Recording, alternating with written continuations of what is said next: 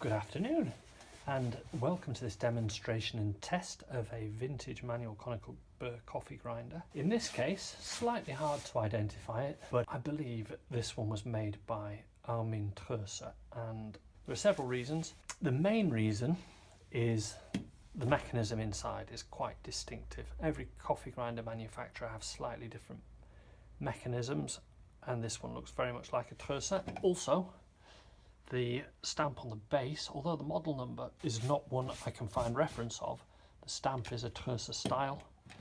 So dating from the 1950s, but as you can see, the special thing about it is the decoration, which is in a vernacular folk art style, a traditional art form in Germany, and something I like to see because it shows to me that somebody cared enough for this grinder to spend the time on it. Anyway, we're going to test the grinder, and the test is as it always is.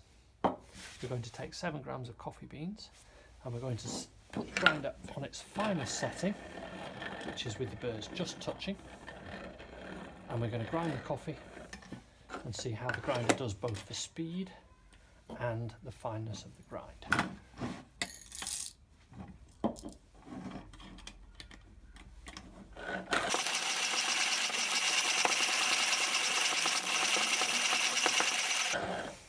So we have about 40 turns of the handle there. Let's have a look at the grind. Well, that fluffy appearance makes it look as if it's a very fine powdery grind, and it is.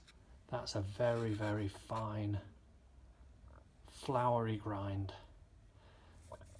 So this grinder will grind for absolutely any coffee maker, and espresso machines will be no problem.